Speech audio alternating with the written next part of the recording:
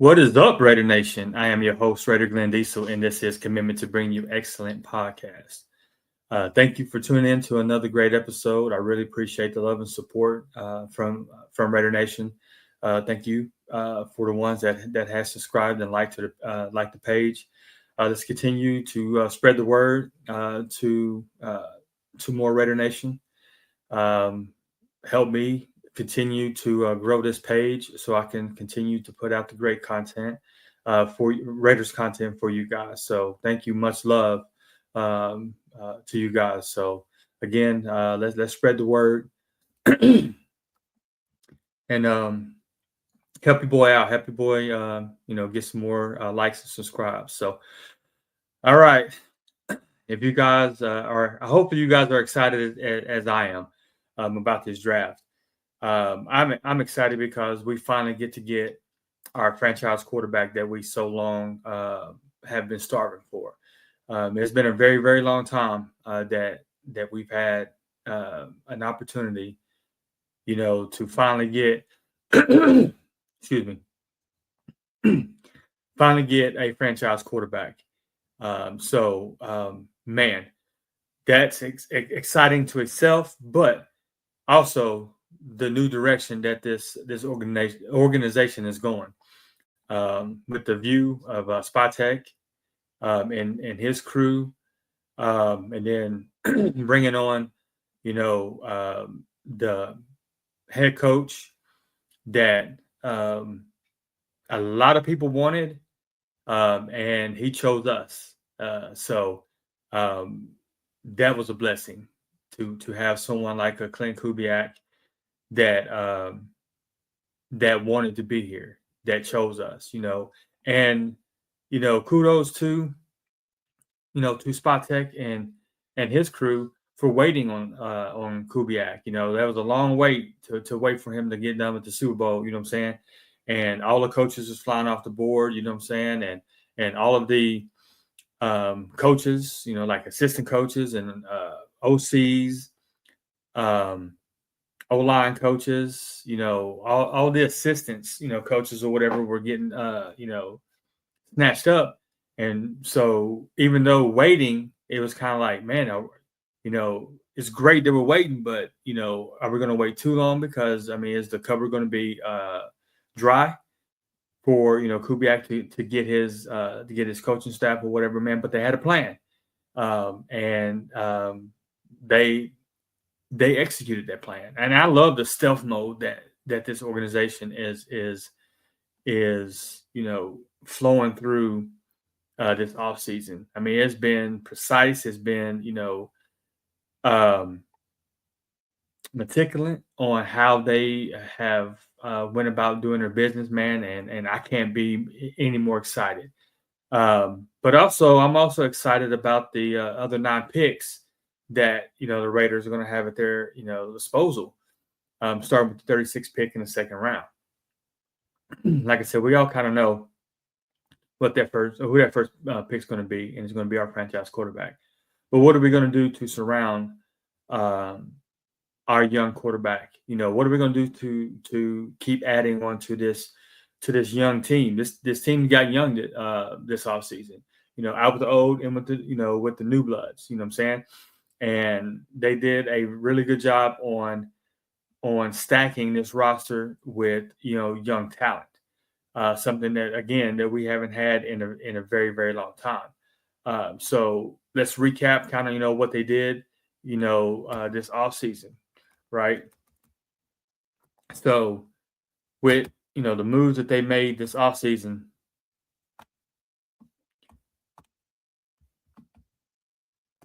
starting out with, getting the big fish and Tyler Linderbaum. That was the big fish of the group, right?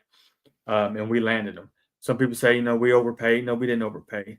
We had a need, and he fits what we want and how we're going to run our offense. So no, it was not an overpay. So getting Tyler Linderbaum was a A++ to help, a young quarterback, also help, Kirk Cousins. Kirk Cousins talked about it. now they can take off of his plate of having to do, the line of scrimmage calls, having to, set the protections or whatever. All he has to do is worry about, what defense, that they're in, who's going to be the hot route, be able to get the play called to, to the players, to execute. Tyler Linderbaum can do the rest of the stuff that needs to be for this offense. They also signed Spencer Buford, guard from San Francisco. They also re-signed center Will Putnam, re-signed center guard Jordan Meredith. So right there is telling you kind of what their emphasis or focus was to help and try to solidify that offensive line. Which they're not done yet. I do see them going after some offensive line help in the draft, but to sign two guys in free agency and then resign two of your own back in the building was much needed. They also signed wide receiver Jalen Speedy Naylor to go to put in that wide receiver room. Another weapon for Mendoza and Cousins. They re-signed tight end Ian Thomas, and they also signed fullback Connor Hayward. So as you see, Clint Kubiak had a plan. He understands what he needs to run his offense. He wants a fullback. He also wants a two-headed monster at running back, which I think not addressing that in free agency.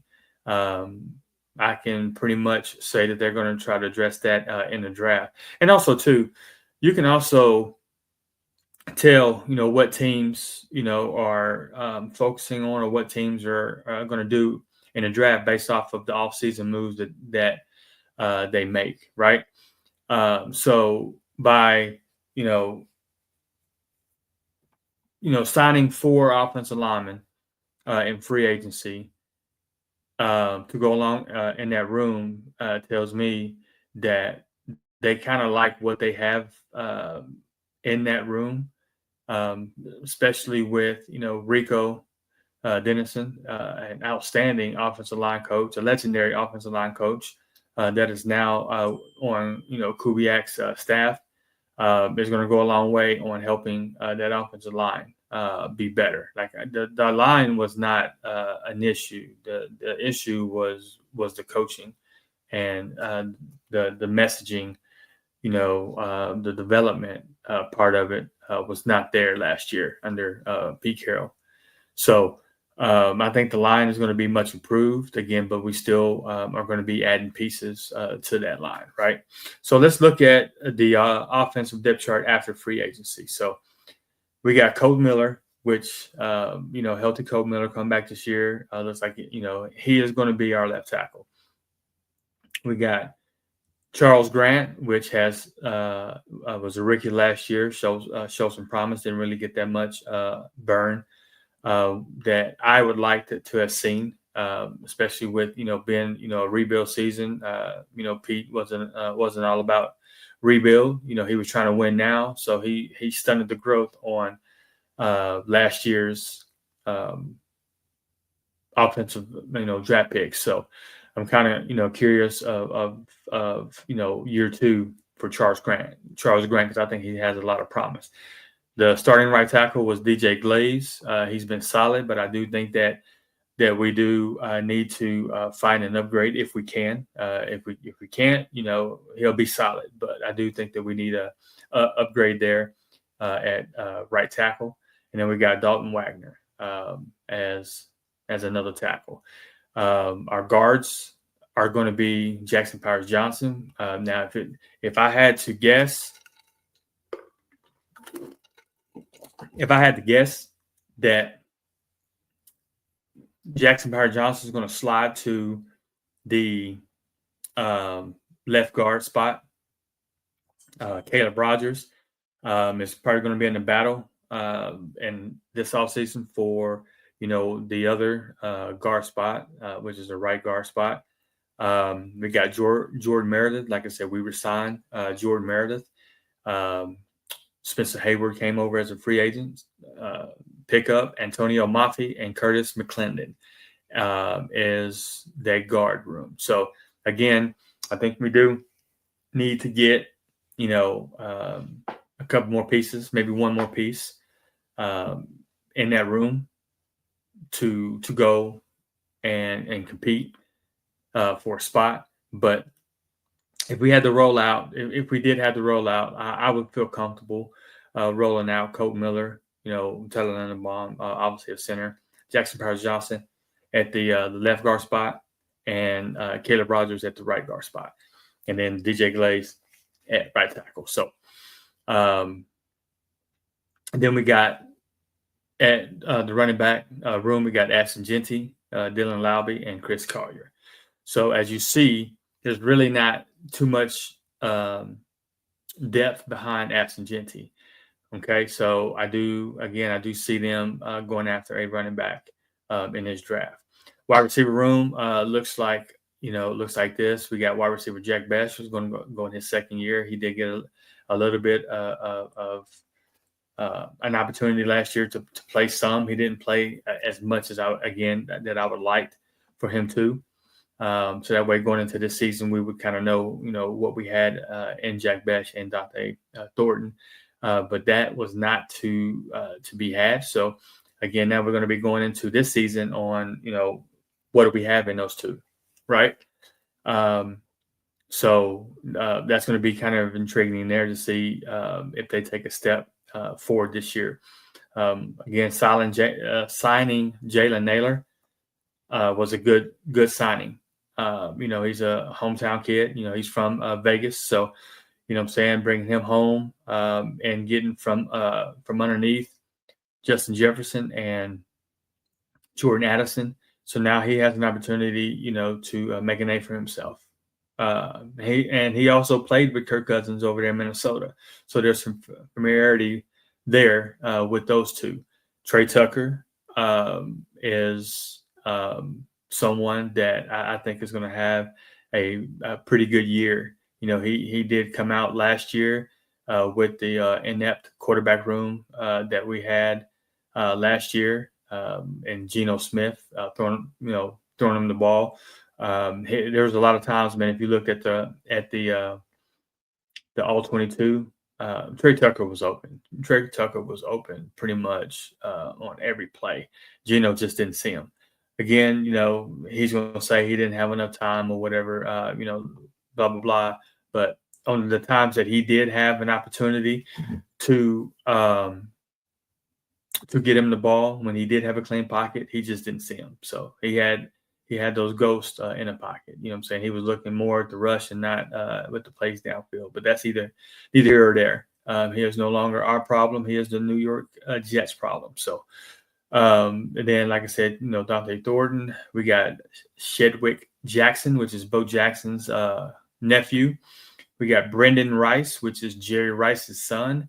And we got Justin Shorter rounding out the wide receiver room. So I do think that we need to bring in a big X receiver to put in that room. I mean, we got some speedy guys in Jalen Nailor and Trey Tucker, which Trey Tucker and Jalen can play on the outside, but they also, more inside. Jack Bech, he is not refined in his route running just yet. So, he's still got some learning to do. And Dante Thornton, the same thing. He's raw. He didn't really play as much. He played in the air raid system there in Tennessee. So he has a lot of work and growth to do. So I do think that we need to get a big body in that room, like a Denzel Boston, like a, Malachi Fields or somebody like that. Chris Bell is another one that if available, I do think that they would, kick the tires on that. Tight end room is Brock Bowers, Michael Mayer, Ian Thomas, and Carter Runyon. So, again, by the moves that they made in the offseason, kind of tells you where they're at on the offensive side of the ball. They really didn't make too much moves on the offensive side of the ball. Um, Most of their moves were done on the defensive side of the ball.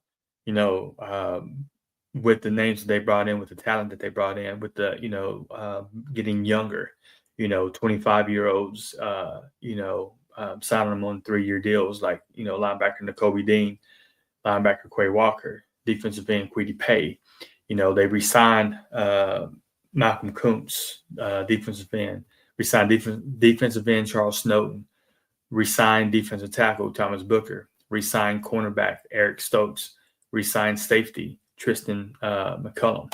So a lot of their moves were done on the defensive side of the ball, and like I said, bringing in the talent that they brought in. Like I said, they went young. They signed them all on a 3-year deal. Same thing with the offensive side of the ball. Pretty much everybody they signed on the offensive side of the ball was a 3-year deal. So they pretty much are, signing these guys so that way they can kind of grow together. You know what I'm saying, and build this team the right way. So that makes a lot of sense. You know what I'm saying? Like it was finally time to pull the Band-Aid off. You know what I'm saying? And go and embrace a rebuild, right? And I'm so glad that they finally they wanted to do it last year. This should be year 2 of the rebuild. So that put a monkey wrench in everything with Pete Carroll not wanting to do a rebuild. Like he said in his inaugural press conference, I'm not here to rebuild. I don't have time to rebuild. He's 73 years old. I came here to win. Check my resume. I win 10 games a year.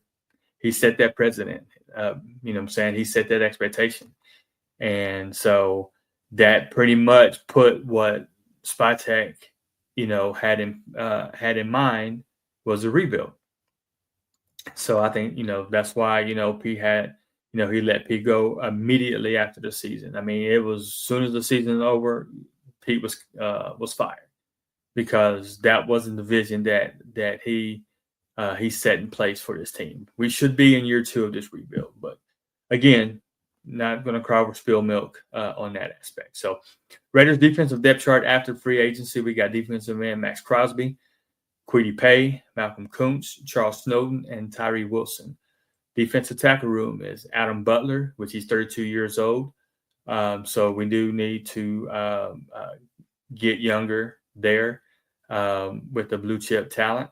Jonah Laiola, Thomas Booker, Tonka Hemingway, which came on strong at the end of last season when he finally got to get on the field.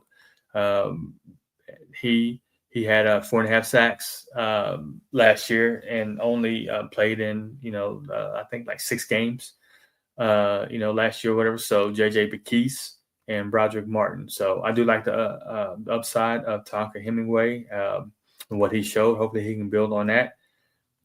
So defensive tackle to me is an area that I think they will definitely be pursuing in the draft. Linebackers, we got Nakobe Dean, Quay Walker, Tommy Eichenberg, Cody Lindenberg, and Brendan Jackson and Shagun Alubi. Safety position, we got Jeremy Chin, Isaiah Palmau, and Tristan McCullum. Now, we only have 3 bodies in that safety room. Jeremy Chin's on the last year of his deal. Isaiah Palmau's on the last year of his deal. And Tristan McCullum was re-signed on a 1-year deal this offseason. So that room, to me, is the biggest glaring need to me. Everybody's talking about defensive tackle and wide receiver and, guard, tackle, whatever. Me personally, think that safety should be the biggest need at 36 if one of the 3 safeties fall to us in the second round. So Caleb Downs is going to go pretty early, but if Dylan Thieneman or Emmanuel McNeil Warren is there at 36, I'm pretty much turning in the card there.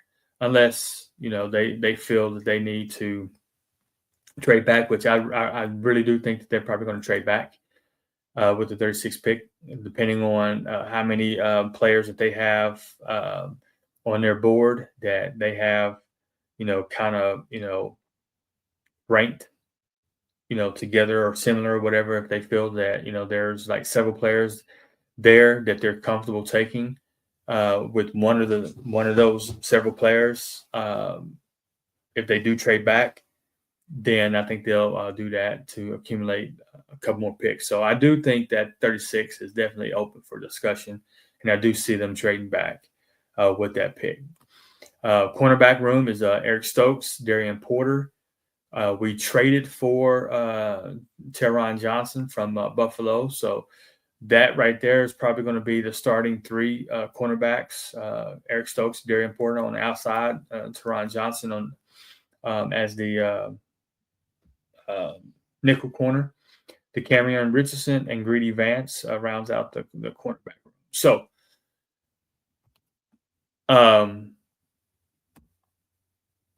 with that being said,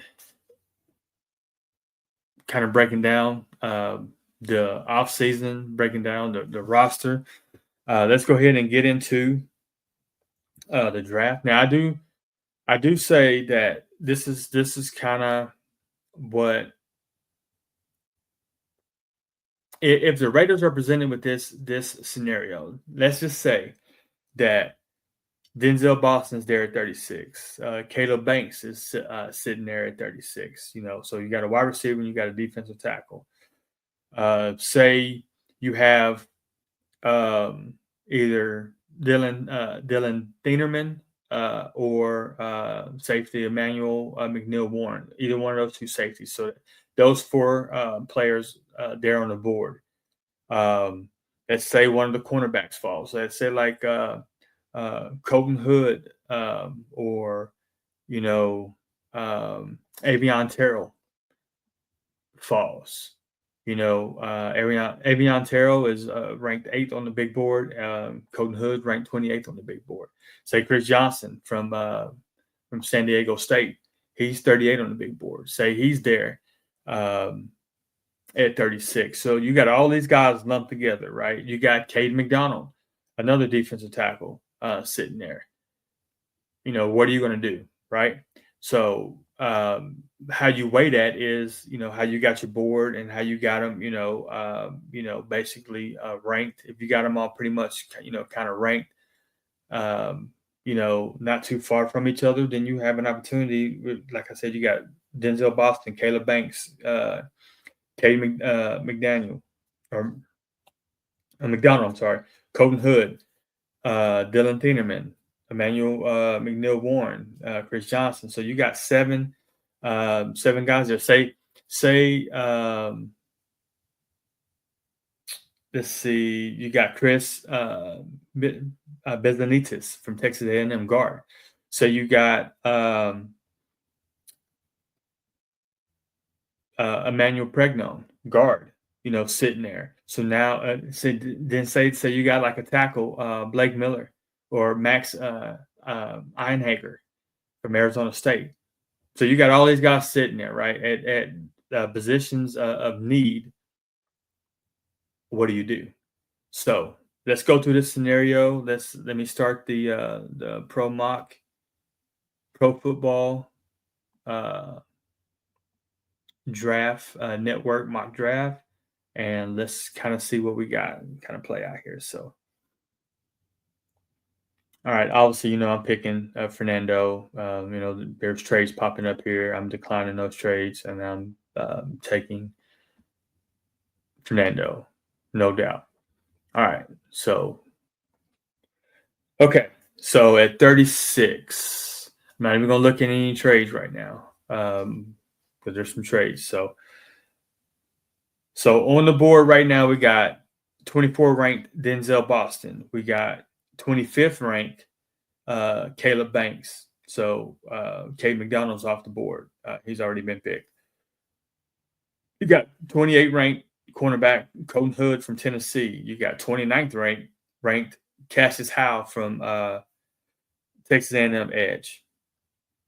You got 32nd ranked CJ Allen, linebacker, um, from Georgia.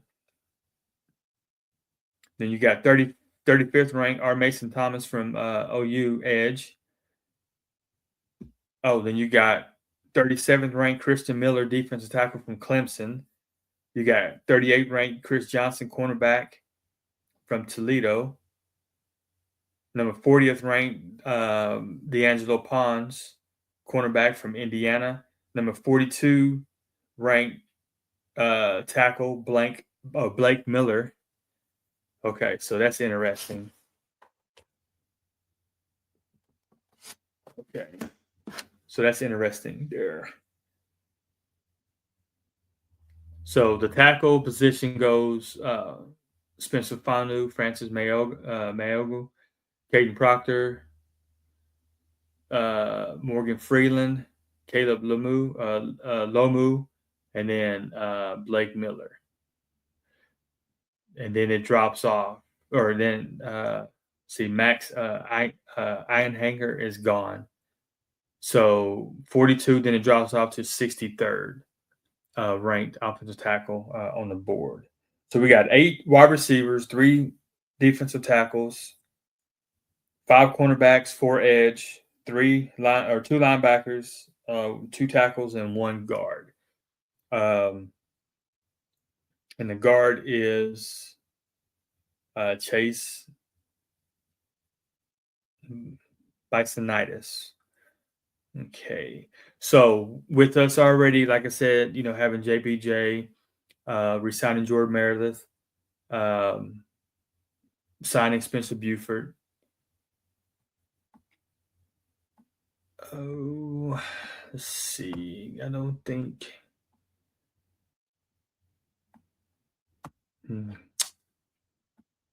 We can get. I mean, so you have. So we still have, like, say, for instance, on the defensive tackle, like Caleb Banks is there, which, like I said, he's ranked 24th. And then you got Christian Miller at 37th.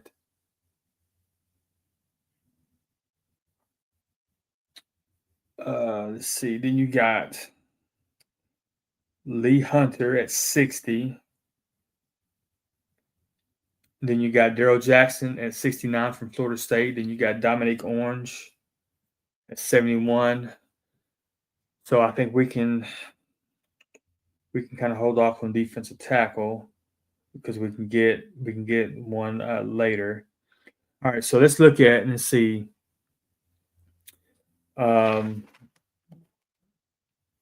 What draft?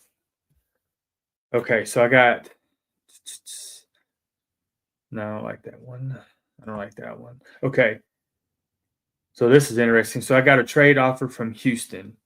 They got the 38th pick, so to move back 2 spots from 36 to 38. They want to swap spots. They want my 145th for their 38, 59, and 106. So that'll give the Raiders pick 38,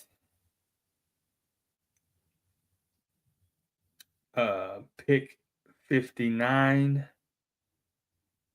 pick 63, pick 67, pick 102, 106. So 1, 2, 3, 4, 5, 6 in the top 100.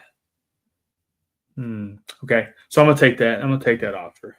All right, so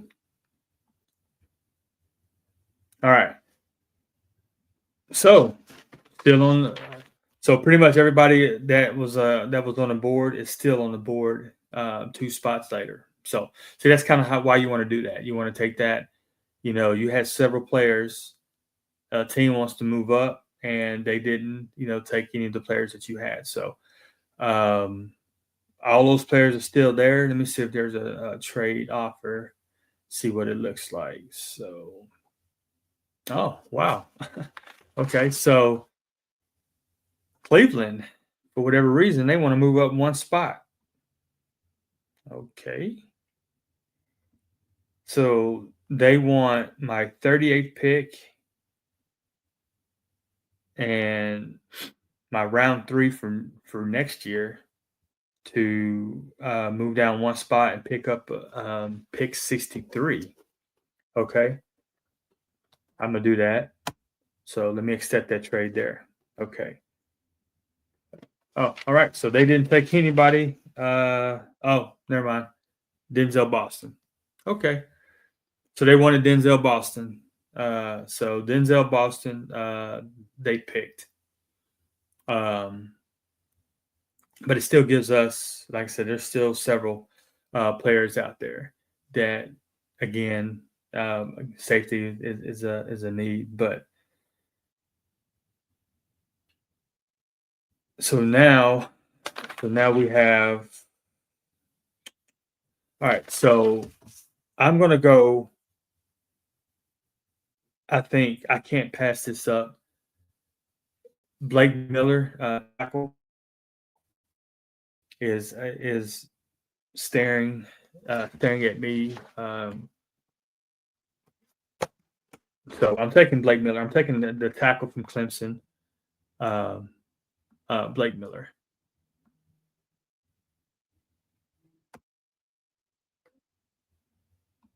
Let's see.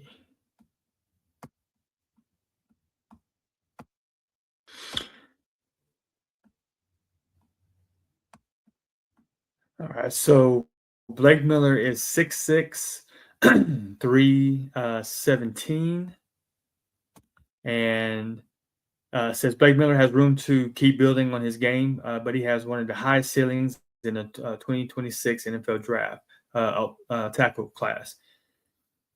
He has logged 4,000 snaps and 54 starts over his career.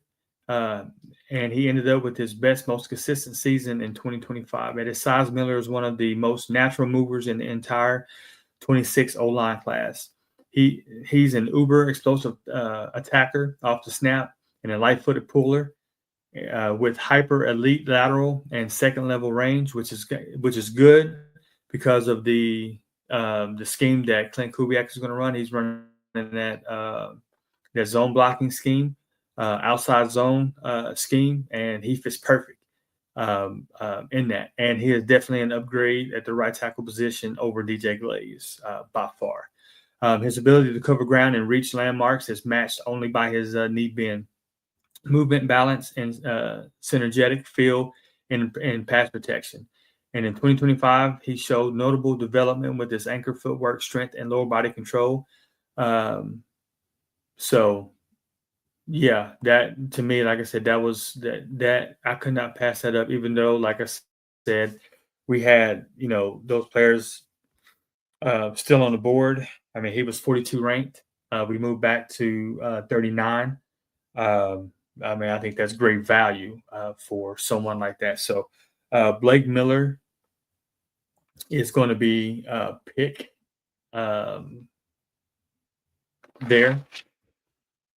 Now we pick again at number 58. So we picked up 2 more second round picks with us, moving down 2 spots.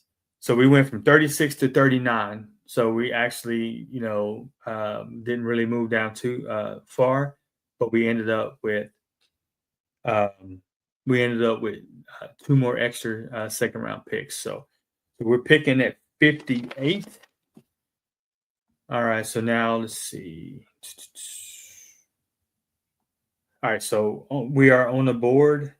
We got, wow, Caleb Banks is still now.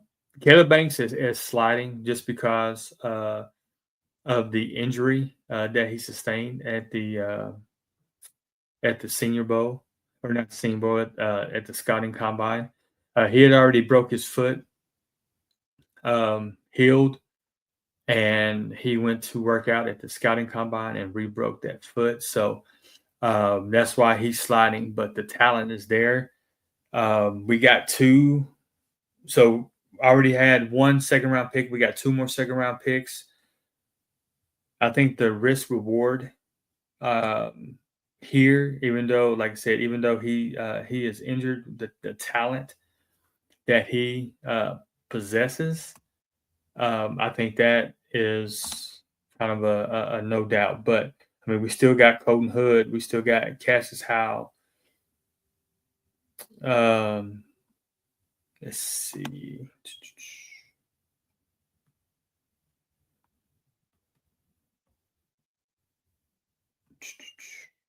Still got, Bernard, Jeremy Bernard. We still got D'Angelo Pond. So there's still several different players. We still got Chris Bell. We still got wide receiver Chris Bell.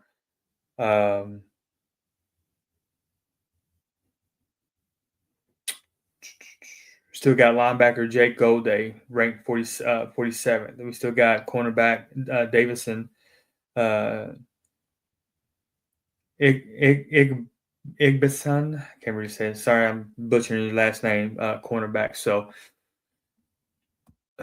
I think we still got safety. RJ Halsey, obviously, Thieneman and Emmanuel McNeil Warren is off the board, but still got AJ Halsey. So I don't think I can pass up the talent of Caleb Banks. So I'm taking Caleb Banks, their defensive tackle, with my second round pick.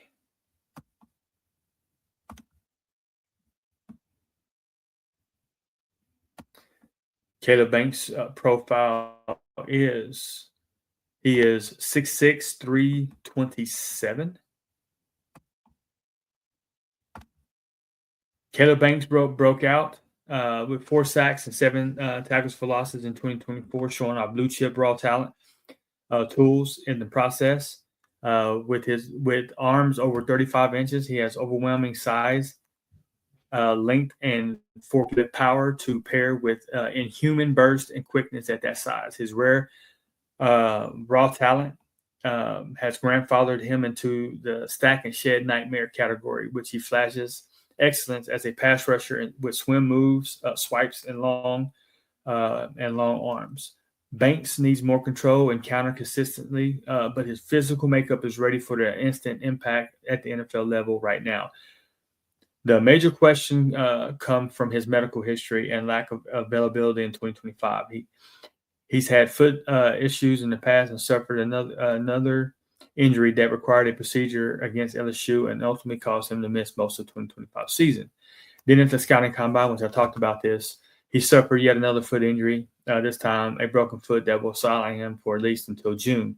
He still managed to earn a near historic RAS score with a broken foot, which is confirmation on his truly alien physical gifts, but there's a definite lack of certainty regarding Banks' projection account on his small on-field sample size and his medical questions. So, again, picking up 2 extra round, second-round picks, I think we can afford to take that risk because of the talent that he possesses. So, now we pick 63. We are on the clock. Most of our guys are still available.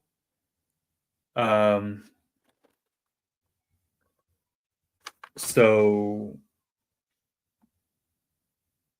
there is 4 safeties that is ranked in the top 55. Downs, Thieneman, McNeil Warren, and AJ Halsey from LSU. The other 3 is off the board, and we are at 63. He's staring us in the face. That is an area of need. The next position or next ranked safety is 76. So it goes from 55 to 76.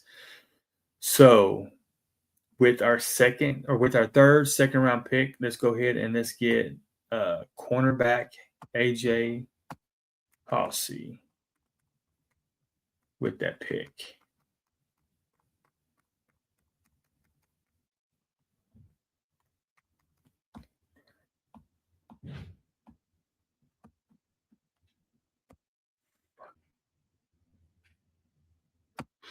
All right, so AJ Halsey is 6'1", 215.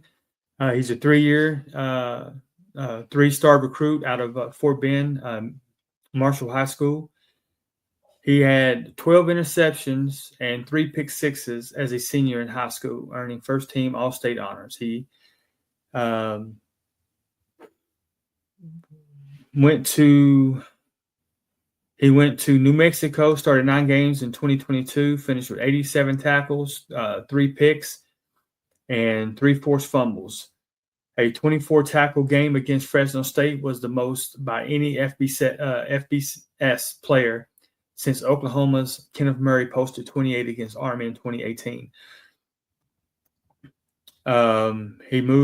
He transferred to Houston in 2023 and started immediately and led the Cougars with 98 tackles as a sophomore, ranked 6th in the Big 12 with 8.2 a game, and had 4 interceptions. As a junior, he shifted into more of a coverage role and tied for Big 12 lead with 5 interceptions and earning first team All Big 12 from the coach's AP poll. He moved to LSU for his final season in 2025, earning first team All SEC All American honors after posting 89 tackles, 3 interceptions, 4 pass breakups.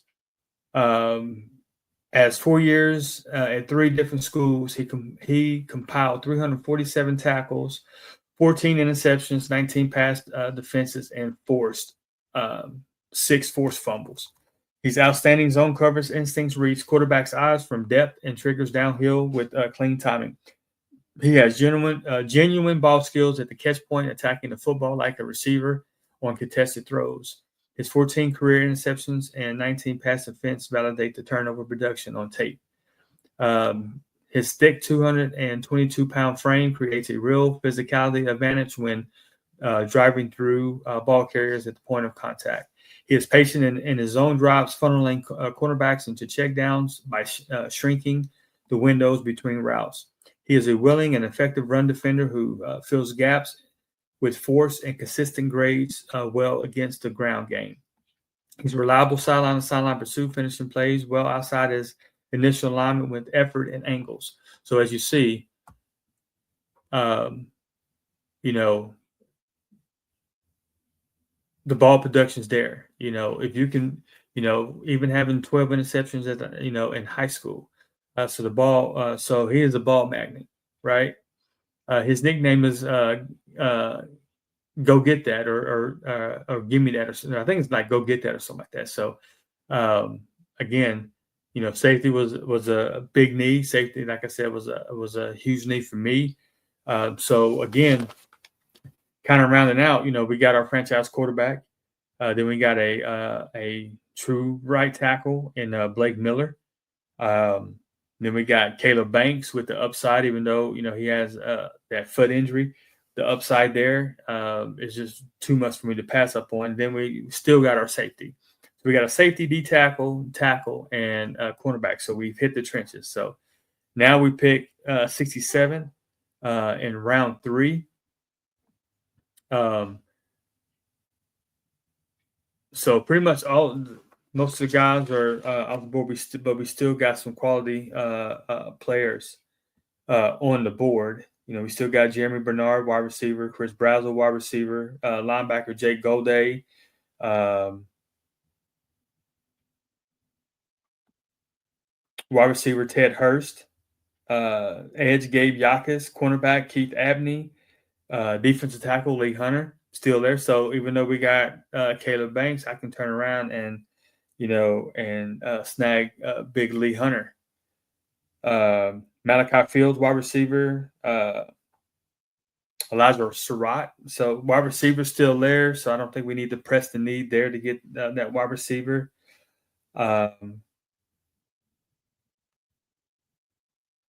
Dominique Orange is still there. We got Devin Moore, cornerback. We got Derek Moore, edge. Ooh, okay. The Michigan edge. Wow. Okay. I don't know if this is going to happen, if this will happen in real life. because I mean I wasn't even thinking about this position this early. Um, Running back. No, I did say that running back is a position. He likes that two-headed monster, right?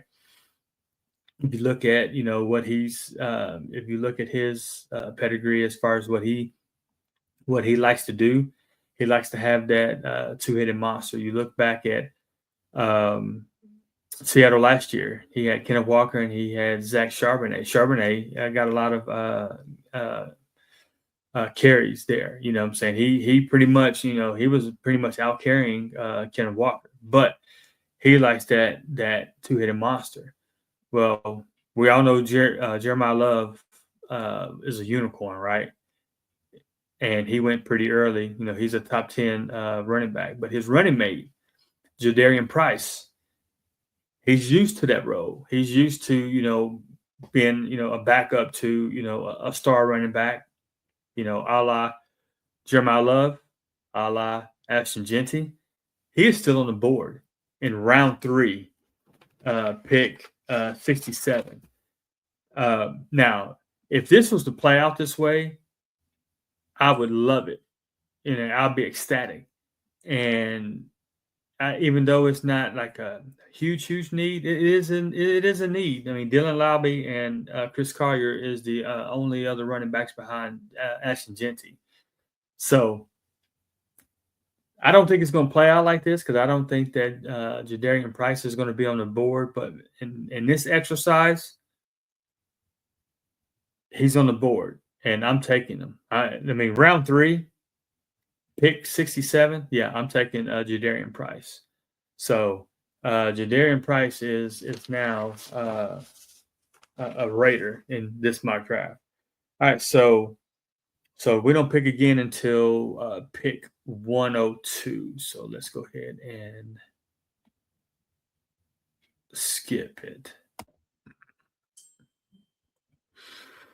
All right, so most of the guys that we had on the board, which again I didn't think, going from 67 to 102. Yeah, that was a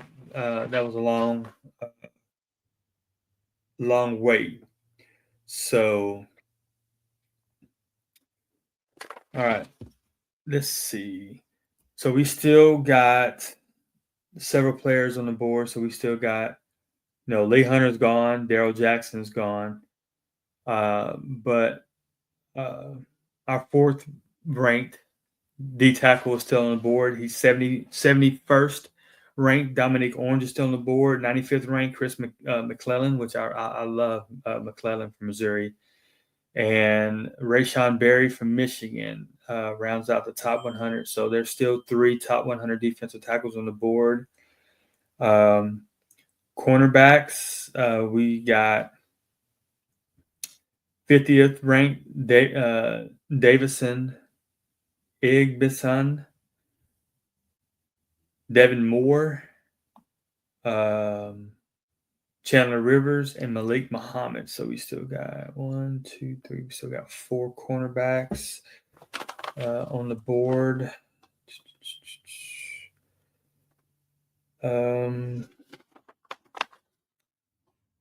Yeah, I'm gonna go ahead and get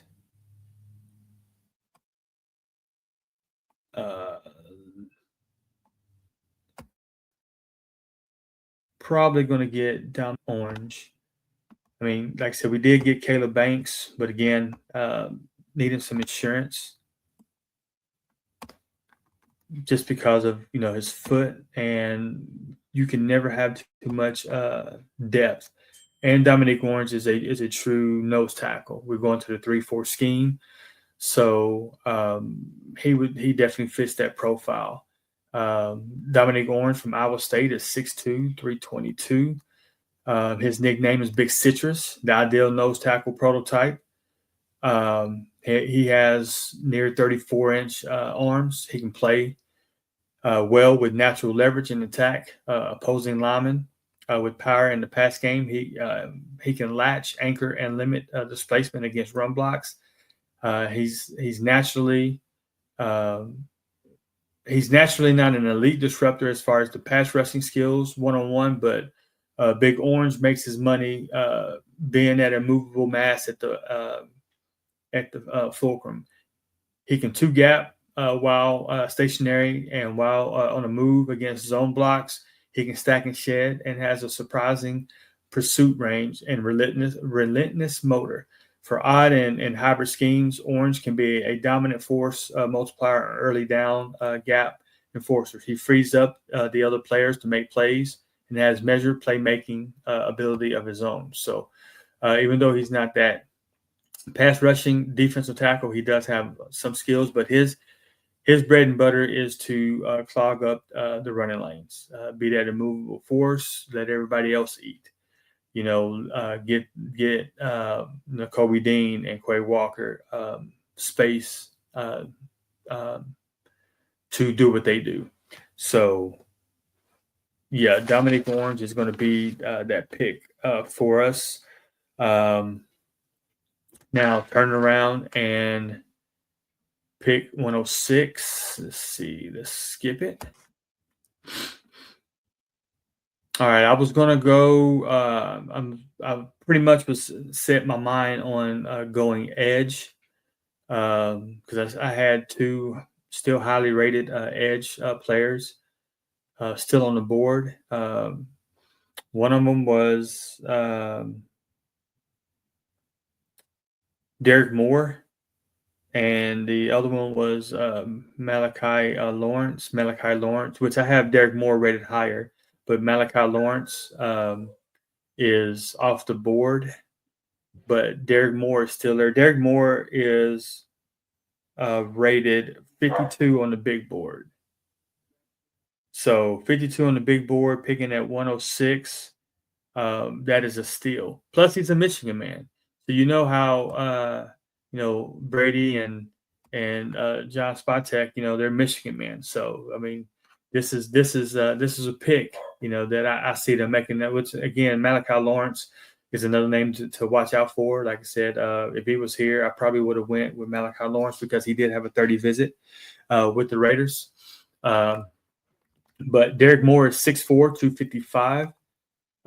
Derek Moore was a 4-star and a top 100 national recruit in the 2022 class, and emerged as a premier pass rushing presence in 2025, accruing 10 sacks and 10.5 tackles for loss, a solid PFSN edge impact score of 83.6. He then compounded that momentum with a standout Senior Bowl showing where his elite explosiveness, raw power, and unique leverage link combination proved lethal for opposing blockers. In Moore's dynastic profile, there's reason for both pause and optimism. He boasts a truly superlative first step and long track explosion on the line, and at around 6'3", with almost 260 pounds of compact mass and 35-inch arms, his physical framework lends well to leverage acquisition and raw power output. He also has a high motor defender and a reliable converter of at the tackle point. That said, Moore's pass rushing production might not be wholly transferable to the NFL at this moment, but with his high ceiling and his overwhelmingly relentless motor and physical tools and raw power, he can definitely turn into a pass rushing specialist at the next level. So I think that, get someone on the edge. Again, we got Pretty Pay, we got Malcolm Kuntz, we got Max Crosby, Tyree Wilson's on the last year of his deal. I think getting someone, again, Malcolm Kuntz is on a 1-year contract. So getting someone in that room to as depth and to develop and I think that's something that the Raiders would definitely be looking at for sure. Yeah, I was thinking about Zachariah Branch at that position, but I mean, I would love to, Zachariah Branch being the great nephew of the great Hall of Famer Cliff Branch. That would have been, a nostalgia pick, you know what I'm saying? Having, putting him at wide receiver, putting that 21 on him, speed kills. Man, reincarnating that would have been nice. But again, his size and what his game, how he plays, we already got that on the roster. And Trey Tucker, and Jalen Naylor, and Jack Best. So I think again we need a big X receiver. So that's why I went with Derek Moore, hoping that with 9 picks later, that a receiver will still be available, and he was. He is still available. So I think with this pick, I'm probably going to go with wide receiver Malachi Fields from Notre Dame. He's 6'4", 220. Malachi Fields was a dual threat quarterback in high school. He made the shift to wide receiver upon joining with the Virginia Cavaliers in 2021. He broke out in 2023, racking up 15 catches for 811 yards and 5 touchdowns in a standard setting redshirt sophomore campaign, and produced a nearly identical clip in 2024. 2025, Fields transferred to Notre Dame and took on a role as a Fighting Irish resident deep threat, accounting for 46 catches for 830 yards and 5 scores. He averaged over 17 yards reception, achieved a minuscule 1.6 drop rate, and earned a respectable PFSN wide receiver impact score of 78.3 at 6'4", 218. With 33.5-inch arms, Fields makes his money as a contact brawler and contested catch presence first, and his separator second. His Senior Bowl showing boosted his stock across the industry, but even there, his best plays was a diving downfield catch in the high variance situation. With his build, Fields brings mixed level of athleticism, vertical speed, and separation upside, with lacking flexibility and deceleration. That said, there's no denying his ability to control the catch point and timing, box out ability, and vice grip hands. With his very heavy-handed run blocking ability, solidifies his value as a wide receiver early on. With good athletic testing, Fields can improve his chances of going top 100, but needs to refine his game as a multi-level before becoming a NFL starter. So getting him at 117 pick, or round 4, 117, being the big body, being someone that the back shoulder throws that Mendoza is known for and is elite at. Someone that has, again, that box out Mike Evans type. To me, he's in Mike Evans. Mike Evans is not a burner, right? But he uses his body frame, his basketball skills, and he's able to shed off the defenders. And like I said, with his vice grip hands, when he gets his hand on the ball, it's his. So I think that's a hell of a pick. So as of right now, we have quarterback Mendoza, tackle Blake Miller, defensive tackle Caleb Banks, safety AJ Halsey, running back Jadarian Price, defensive tackle Dominique Big Citrus Orange, edge Derek Moore, wide receiver Malachi Fields. So we pick again at 134. I'm hoping, looking at my big board, looking at the players available, I am hoping one of my cornerbacks is still there. So let's skip it and let's see where we're at. All right, so I was hoping Kyle Lewis from Pitt, the linebacker / safety, would be available, but he got picked just a couple picks right before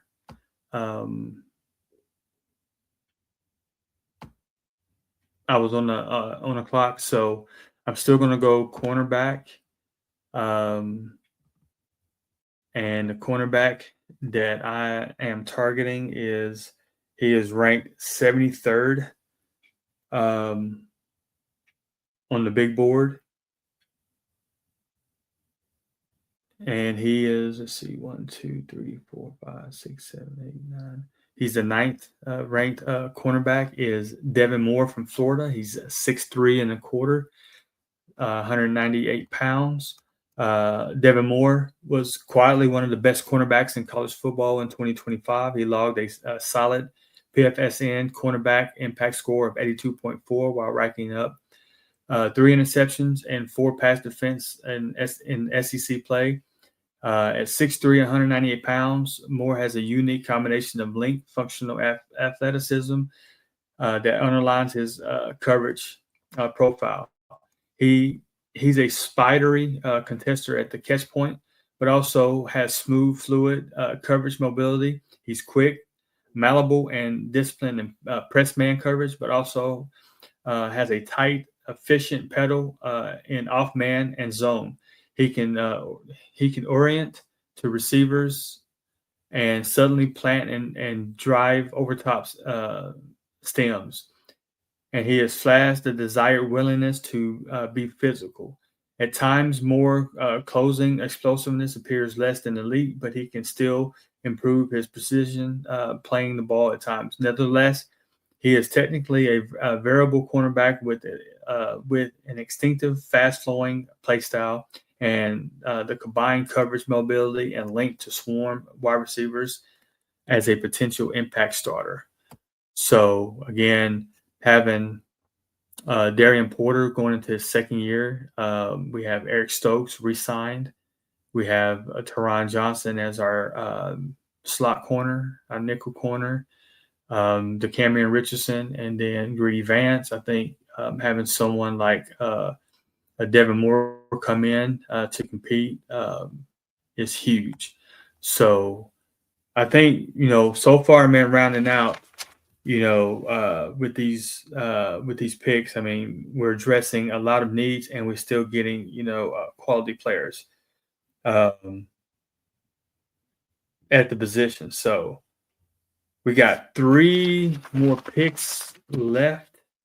Linebacker and guard is something that I'm going to be looking at depending on what's available. If I have someone else available that's higher on the big board, I may look at that position. But let's see. We have pick 141. We are now on the clock. Okay. So Keyshawn Elliott, 84th ranked linebacker, still on the board. 89th ranked Billy.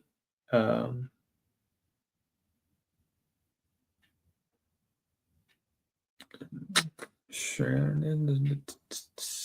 Let's see. Okay, so wow. So there's a player that's on my big board. He's 67th on the big board. He's an edge player. Kieran Crawford from Auburn.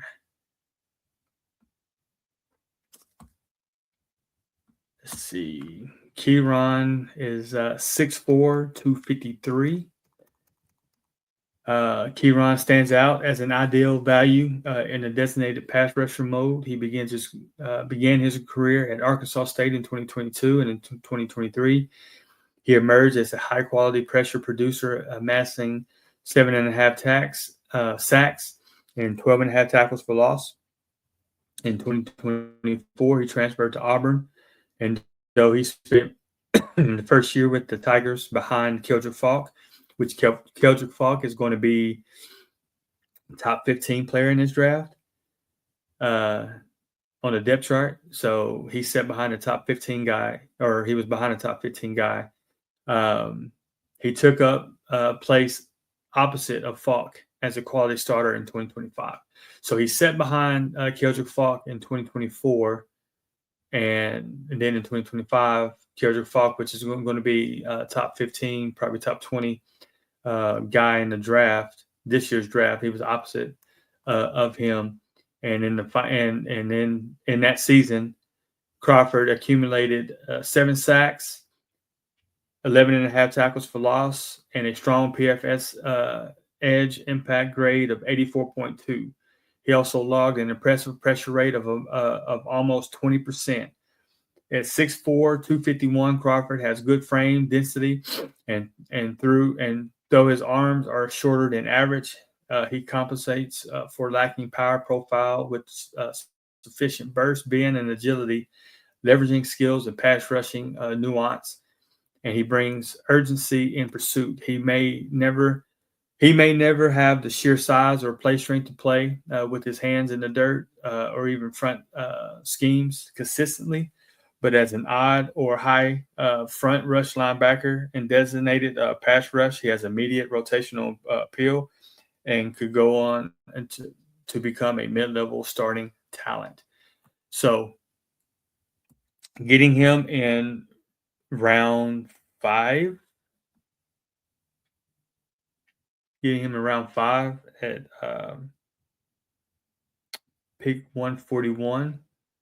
Again, we're going to a 3-4, so he won't have his hand in the dirt. Using his athleticism and his burst and his ability to bend to get to the quarterback, I think for a 5th round pick with that upside, I mean, that's a no doubt. So even though I need a linebacker and, like I said, a guard, I think I cannot pass up on that ability there. So, all right, so we got pick 175 and 208 left. So I'm going to try to target a linebacker and a guard. So let's go ahead and skip and see what. Hopefully Keyshawn Elliott is still there with that pick. All right, so let's see. All right, we are up. And yes, Keyshawn Elliott from Arizona State is still available. He is 6'2", 231. Keyshawn Elliott is an intriguing mid-round linebacker prospect with a recognizable starter-level floor and exciting upside if he can keep building his frame. Elliott began his career as an unheralded signing with the New Mexico State Aggies in 2022. He immediately earned rotational reps as a true freshman. In 2023, Elliott was an emergent all-CUSA performer and transferred to Arizona State as a junior in 2024. In 2024, he retained his impact role. In the 2025 campaign, Elliott produced his career best numbers in several important categories. Starting 12 games for the Sun Devils, Elliott amassed 98 tackles, 14 tackles for loss, 7 sacks. He achieved an incredible 68.2% pressure rate on blitzing reps. Elliott most prevalent value comes as a run defender and blitz component. At 6'2", 231 with a 4.51 40. He's well built and ranging, tracking plays laterally. He's one of the best natural processors in this class with elite processing, vision, and reaction to stimulus. When accounting angle fluctuations, there are elements of Elliott's game that still demand improvement. An 18% missed tackle rate from 2025, extremely concerning at points to limitations, as well as issues breaking down and maintaining tackling angles in pursuit. Elliott has good coverage mobility and zone feel. His ball tracking and blind spot IQ leaves more to be desired. At 231, adding more mass to his frame will be imperative. Having said all this, Elliott has the athletic ability and intangible qualities to be a potential mid-round gem and a future quality starter at the linebacker position if he can attack the areas of improvement with zeal. So getting a player like that in the 6th round that has the upside. That's what you want with these late level picks. They're not coming in to be a starter immediately. They're depth pieces that with the development, with the coaches' development, um, they can become a reliable starter. So pretty much everybody that I picked here, and Kerryon Crawford, Keyshawn Elliott, and I got one more pick to go. These are guys that, again, that has upside to become high quality starters, and that's what you want with these late level picks. So, pick 208 is what we have left, and like I said, if this guard is available, hopefully he is. That is going to be the pick. He is number 100 on the big board.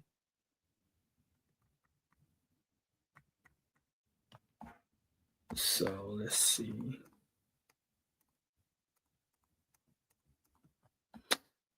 All right. So yes, he is still available. So picking at 208, having a prospect that is 100 on the big board.